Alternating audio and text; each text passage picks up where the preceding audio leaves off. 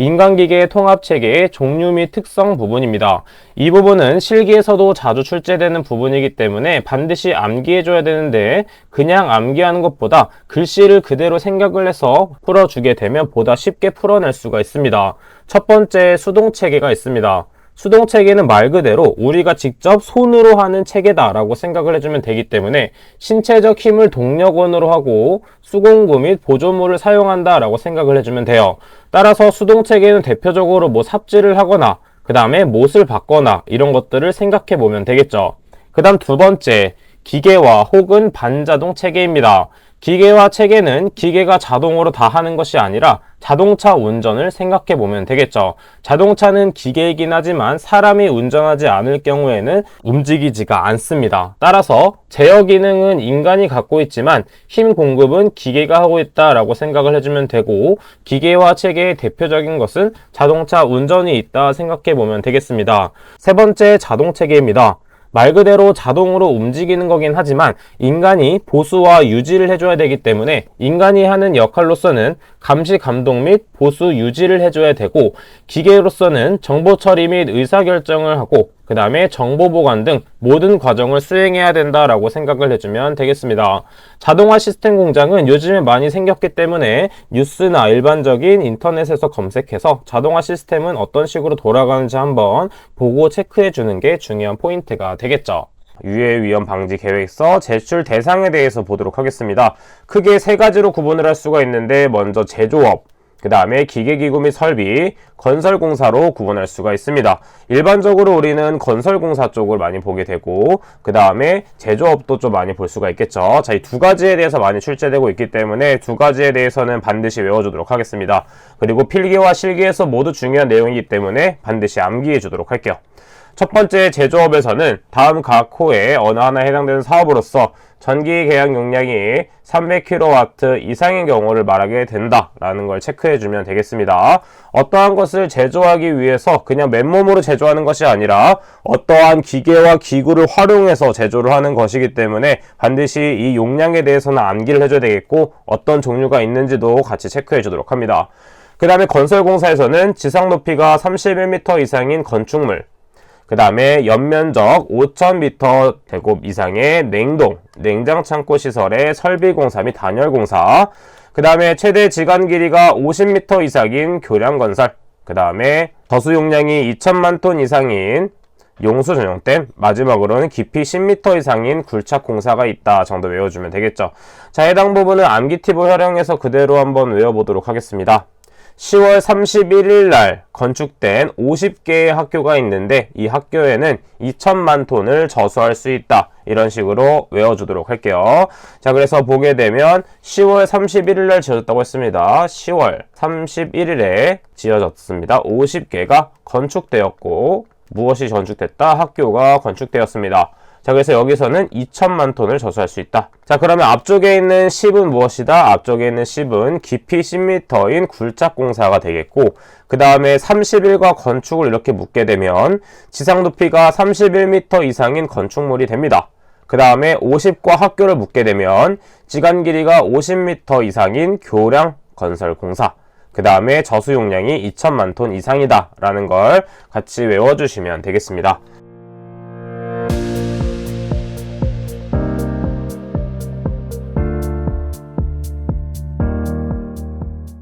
자, 다음은 유해 위험 방지 계획서 제출 시 첨부 서류에 대한 내용입니다. 마찬가지로 사업에 있는 제조업 부분과 건설공사에 있는 부분은 중요하기 때문에 반드시 외워줘야 되겠고, 특히 건설공사 부분에 있는 공사개요 및 안전보건관리 계획, 그 다음에 작업공사 종류별 유해 위험 방지 계획에 대해서는 필기와 실기에서 모두 출제가 많이 되고 있고, 특히 우측에 있는 공사개요 및 안전보건관리 계획의 세부 내용에 대해서도 출제 확률이 높기 때문에 이 6가지 모두 암기를 해주도록 하겠습니다. 자, 우측에 있는 핵심 키도 반드시 암기를 해줘야 됩니다.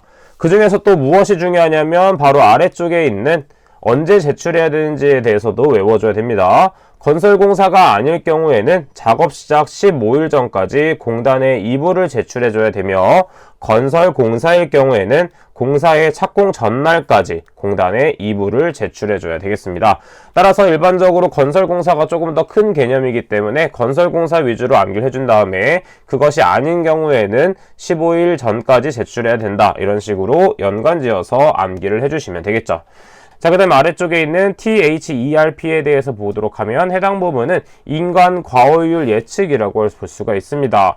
해당 부분을 정의하기 위한 것을 실기에 적는 문제가 출제될 수 있기 때문에 반드시 외워주도록 하고 인간의 과오를 정량적으로 평가, 즉 수치화를 할 수 있다. 라고 볼 수 있겠고 개발된 확률론전 안전기법으로 인간의 동작이 시스템에 미치는 영향을 나타내는 방법이 되겠습니다. 자, 그러면 가이드워드에 대해서 보도록 하겠습니다. 가이드워드는 필기와 실기에서 모두 중요한 부분이기 때문에 반드시 정리해서 암기해 주시면 되겠습니다. 자, 일반적으로 가이드워드 첫 번째는 없음을 뜻하는 no, not, or, non을 뜻하게 되겠죠. 자, 이것에 대한 정의는 무엇이냐면 설계 의도에 완전히 반하여 변수의 양이 없는 상태라고 볼 수가 있겠습니다. 또는 이것이 설계 의도의 완전한 부정이라고도 볼 수가 있습니다. 자, 그 다음에 증가를 뜻하는 more은 무엇이냐면 변수가 양적으로 증가되는 상태. 반대가 되는 것은 감소 less로서 변수가 양적으로 감소되는 상태라고 볼 수가 있게 되겠습니다. 자, 그 다음에 네 번째 리버스는 무엇이냐면 반대를 뜻하게 되겠죠. 마찬가지로 설계 의도와 정반대로 나타내는 상태다 라고 볼 수가 있게 되는 것입니다. 자, 이것을 다르게 본다면 설계 의도의 논리적인 역이라고도 볼 수가 있게 되겠죠. 자, 그 다음에 부가를 뜻하는 as well as는 무엇이냐면 설계 의도 외에 다른 변수가 부가되는 상태다라고 볼 수가 있겠고 일반적으로 이것은 성질상의 증가라고도 볼 수가 있습니다. 그 다음에 아래쪽에 부분인 파츠 오브는 무엇이냐면 설계 의도대로 완전히 이루어지지 않는 상태라고 볼 수가 있고 일반적으로 파츠 오브는 성질상의 감소라고도 표현할 수가 있게 되겠죠. 그 다음 마지막으로 기타 other는 무엇이냐면 설계 의도대로 설치되지 않거나 운전이 유지되지 않는 상태라고 볼 수가 있게 되겠습니다. 자, 그래서 other는 완전한 대체다 라고도 볼 수가 있게 되는 것이에요. 자, 지금 표에 적혀 있는 부분의 기준이 무엇이냐면 코시아 가이드 KOSHA 기준으로 정리된 것이로 우리가 보다 더 정확하게 보기 위해서 다음과 같은 정의를 암기한 다음에 제가 추가적으로 설명드렸던 이런 완전한 부정, 논리적인 역, 성질상의 증가와 감소, 완전한 대체에 대한 것도 같이 연관지어서 암기를 해주시면 되겠습니다. 자, 그럼 우측에 있는 기출문제를 같이 풀어보도록 하면 다음 중 위험 및 운전성 검토 HJOP에 대한 가이드워드를 찾아보도록 하겠습니다. 자, 지금 보게 되면 성질상의 감소 이런 식으로도 출제가 될 수 있기 때문에 무엇을 뜻한다? 부분을 뜻하는 설계 의도대로 완전히 이루어지지 않은 성질상의 감소 파트 오브가 정답이 된다 라고 볼 수가 있겠습니다. 파트 오브 또는 파츠 오브 둘 다 정답이 인정이 되는 부분이 있기 때문에 두 개 다 외워주되 보다 더 정확한 이 코시아 가이드로 외웠던 부분을 포함해서 이 S를 포함해서 외워주도록 하겠습니다. FTA에 의한 재해 사례 연구 순서입니다. 해당 부분도 마찬가지로 필기에서도 중요하지만 실기에서도 많이 출제되는 부분이기 때문에 연구 순서는 반드시 암기하도록 합니다. 첫 번째는 탑 사상의 선정 방법입니다. 탑 사상의 선정은 시스템의 안전보건 문제를 파악하거나 문제점의 중요도 우선순위를 결정하는 방법이다. 그 다음 2단계, 사상마다 재해 원인을 규명하도록 합니다. 재해 원인을 규명함으로써 톱 사상의 재해 원인을 결정하고 중간 사상의 재해 원인도 결정함으로써 FTA에 대한 재해 사례를 연구하게 되는 것이죠. 그 다음 3단계는 FT도를 작성하는 것입니다. FT도를 작성한 다음에는 개선 계획을 작성하게 되는 것이죠. 이 4단계는 반드시 암기해주고 그 다음에 단계 순서대로 반드시 암기해야 된다라고 체크를 해주시면 되겠습니다. 신뢰도 부분은 필기에서도 많이 출제되지만 실기에서도 많이 출제되는 부분이기 때문에 풀이 방법을 반드시 알고 계셔야 됩니다. 그럼 두 가지가 있는데 먼저 직렬 부분 보도록 할게요. 직렬은 어떤 식으로 신뢰도를 구할 수 있냐면 첫 번째 신뢰도 곱하기 두 번째 신뢰도로 구할 수가 있습니다. 직렬이라는 것은 말 그대로 일자로 계속 연결되어 있는 것이기 때문에 기차를 생각해 주면 돼요. 그래서 만약에 신뢰도가 두 개가 있는 것이 아니라 3개, 4개가 있다면 R2 곱하기 세 번째 신뢰도를 곱해주면 되고, 마찬가지로 4개가 주어져 있다면 네 번째 신뢰도, 이런 식으로 계속해서 신뢰도를 곱해서 계산하는 것이 직렬 방법입니다. 그 다음 두 번째 병렬 방법이 있습니다. 병렬 방법은 조금 특이하기 때문에 반드시 따로 적어서 암기한다고 생각을 해주면 돼요. 전체를 1로 보았을 때 1- 신뢰도 곱하기 1- 신뢰도를 내서 구할 수 있고, 이것도 마찬가지로 3개, 4개가 주어졌을 경우에는 1-R3, 그 다음에 1-R4 이런 식으로 계속해서 늘려나가면 됩니다. 이렇게 계산 문제가 주어진 경우에는 암기를 하는 것도 중요하지만 계산 문제를 많이 접함으로 해서 스스로 터득하는 부분이 정말 중요한 포인트가 됩니다. 우측에 있는 기출문제를 한번 풀면서 직렬 부분이 무엇인지 한번 보도록 할게요.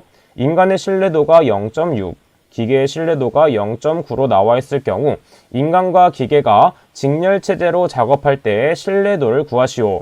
직렬체제의 신뢰도는 기차를 떠올리면 됐었고 계속해서 곱해 나간다라고 제가 설명을 드렸습니다.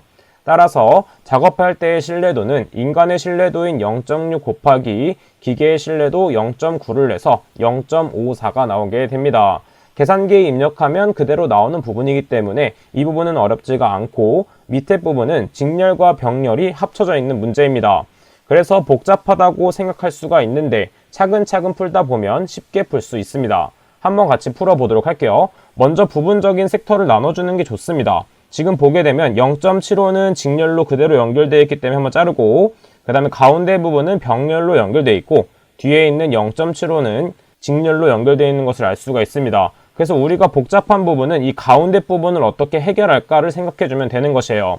지금 병렬 중에서도 0.8과 0.8은 직렬로 연결되어 있기 때문에 직렬 구하는 공식인 0.8 곱하기 0.8에 해당된다 봐주시면 되고, 세 번째 줄도 마찬가지로 0.8 곱하기 0.8로 생각해주면 되겠습니다. 자, 공식을 그럼 어떤 식으로 풀어야 되냐면, 먼저 직렬인 0.75를 그대로 대입해주고, 그 다음에 가운데 있는 부분을 하나의 큰 통이라고 생각해 본다면, 가운데 있는 것을 큰 통 A라고 본다면 0.75 A 0.75는 직렬로 연결되어 있는 것을 알 수 있습니다. 따라서 0.75 곱하기 A 곱하기 0.75로 나타낼 수가 있는 것이죠. 자, 그럼 A는 병렬이기 때문에 어떻게 구할 수 있는지 한 번 더 체크해 보도록 하겠습니다. 병렬은 어떻게 구했냐면 1- 그 다음 첫 번째가 0.8 곱하기 0.8이기 때문에 1-0.8 곱하기 0.8, 그 다음에 계속해서 곱해주면 됩니다. 그 다음은 0.9이기 때문에 1-0.9, 그 다음에 마지막은 0.8 곱하기 0.8이기 때문에 1-0.8 곱하기 0.8을 한 다음에 대입해 주시면 되겠습니다. 이때 계산기에 대입할 때 주의해야 될 점은 연산법을 따라야 되기 때문에 여기에 괄호를 쳐주고 계산을 해야 된다는 점만 입력해 주시면 되겠습니다. 좌측에 있는 설비의 신뢰도 부분 한번 체크해 보도록 할게요. 직렬은 앞에서 설명드렸던 것처럼 계속 연결되어 있는 부분이기 때문에 모든 요소가 정상일 때만 전체 시스템이 정상 가동한다는 것을 알 수 있습니다. 왜냐하면 R1이라는 것이 잘 작동을 하더라도 R2가 작동하지 않는다면 R3 또한 작동하지 않게 되는 것을 말하게 되죠. 따라서 수명이 가장 짧은 요소의 수명이 전체 시스템의 수명을 결정하게 됩니다. 왜냐하면 다른 거 수명이 10일이고 5일이고 10일이라고 하더라도 5일 뒤면은 이 R2가 고장나기 때문에 전체적인 시스템이 가동 안 된다는 것을 알 수가 있습니다. 그럼 반대로 병렬 부분은 각자의 회로가 따로 있기 때문에 모든 요소가 고장이 날 때만 전체 시스템이 고장난다는 것이고, R2가 고장났다고 하더라도 이 시스템은 작동하게 된다라는 것을 알 수가 있습니다. 하지만 똑같은 방법으로 처리되진 않고 그 처리되는 양은 줄어들 수밖에 없겠죠. 그 다음 한 가지 추가로 수명이 가장 긴 요소의 수명이 전체 시스템의 수명을 결정하게 됩니다. 왜냐하면 R1이 10일, R2가 5일, R3가 7일이라고 하면 10일 될 때까지도 계속 회로가 돌아가는 것이기 때문에 전체 시스템의 수명은 수명이 가장 긴 요소의 수명이 결정한다라고 암기를 해주시면 되겠습니다. 자, 여기서 추가적으로 한 가지 문제만 더 풀어보도록 할 건데, 어떤 문제가 있냐면 지금은 신뢰도에 대한 문제를 풀어봤지만 실패 확률에 대한 문제도 나오게 됩니다. 실패 확률. 실패 확률은 어떻게 구할 수가 있냐면 전체에서 신뢰도를 빼주면 된다라고 생각을 해주면 됩니다. 자, 그럼 예를 들어서 신뢰도가 0.95, 인 A가 있었고 그 다음에 BC가 0.9로 연결되어 있다고 보도록 하겠습니다. 0.9로 연결되어 있다고 했을 때 밑은 B가 아니라 C로 볼게요. 자, 그럼 먼저 실패 확률을 구하는 방법은 신뢰도를 먼저 구하는 것이기 때문에 신뢰도는 어떻게 구할 수 있냐면 1 마이너스 어떻게 구할 수 있죠? 지금 다시 보면 직렬이 0.95이기 때문에 0.95 그 다음 곱하기 0.9와 0.9는 병렬로 연결되어 있는 것이기 때문에 어떻게 구해야 되냐면 1 마이너스 그 다음에 1 마이너스 0.9 그 다음에 1 마이너스 0.9를 곱해주면 되겠습니다. 그래서 R값이 몇이 나오냐면 0.9405 값이 나오게 되고 최종적인 실패 확률은 R값에 0.9405를 대입하면 되기 때문에 0.0595라는 값이 나오게 되는 것입니다. 신뢰도를 구하는 것도 중요하지만 실패 확률을 구하는 문제도 출제되기 때문에 전체에서 신뢰도를 빼준다 정도만 생각하고 넘어가 주시면 되겠습니다. 그 다음 아래쪽에 있는 VDT 작업일 때 어떤 수칙이 있는지 보도록 하겠습니다. 해당 부분은 작업형에서 출제되는 경우가 있기 때문에 필기에서는 가볍게 정독을 통해서 봐주시고 필기를 보신 후에는 자세하게 외워주시면 되겠습니다. 영상 표기 시 단말기 작업을 할 때는 반드시 적정한 휴식 시간을 가져줘야 되겠고 그 다음에 작업자의 시선은 수평선상으로부터 아래로 10에서 15도 이내 화면과 근로자의 눈과의 거리는 적어도 40cm 이상 확보될 수 있도록 할 것입니다. 자, 그 다음에 위의 팔은 자연스럽게 늘어뜨리고 작업자의 어깨가 들리지 않도록 하며 팔꿈치의 내각은 90도 이상으로 해줘야 되겠죠. 그 다음에 마찬가지로 일직선을 유지해주며 손목이 꺾이지 않도록 해줘야 되겠고 그 다음에 의자 깊숙이 앉아 등이 등받이에 충분히 지지되도록 해야지 허리에 무리가 가지 않습니다. 또한 무릎의 내각은 90도 전후가 되어야 된다라는 거 체크해주면 되겠고 그 다음 아래쪽에 화면의 바탕 색상의 검은색 계통일 경우에 조도의 크기는 300에서 500러스 그 다음에 흰색 계통일 때는 500에서 700러스의 조도가 되어야 된다라는 걸 체크해주면 되겠죠. 그 다음은 양립성입니다. 양립성은 제가 앞에서 많이 설명드렸다시피 필기에서도 중요하고 실기에서도 정말 중요한 부분이라고 볼 수가 있습니다. 양립성이란 무엇이냐 하면 자극과 반응의 관계가 인간의 기대와 모순되지 않는 성질을 뜻하죠. 그래서 대표적으로 4가지가 있습니다. 첫 번째는 개념적 양립성입니다. 먼저 개념적 양립성은 외부로부터의 자극에 대한 인간이 가지는 개념적 현상의 양립성으로서 오른쪽에 양립성에 관한 예가 나와 있습니다. 우리가 자주 접하는 정수기를 봤을 때 정수기의 빨간색은 온수로 설정하게 되고 파란색은 냉수로 설정하게 된다는 것이 개념적 양립성에 해당됩니다. 그 다음 두 번째 공간적 양립성도 내용을 보는 것보다 우측의 예로 보는 게 정말 좋습니다. 가스레인지를 켤 때 오른쪽 화구 버튼을 누르면 오른쪽 버튼을, 왼쪽 화구는 왼쪽 버튼을 사용한다 보시면 됩니다. 그 다음 세 번째, 운동의 양립성은 말 그대로 운동에 관한 것으로 자동차를 운전할 때 혹은 자전거를 운전할 때 오른쪽으로 돌리게 되면 이 자전거 혹은 자동차가 오른쪽으로 이동하는 것이 운동의 양립성에 해당됩니다. 그 다음 마지막으로 양식의 양립성은 시각적으로 제시된 정보는 손으로 반응하고 소리로 제시된 정보는 말로 반응하는 것이 양식의 양립성이다 정도 체크하고 넘어가 주시면 되겠습니다.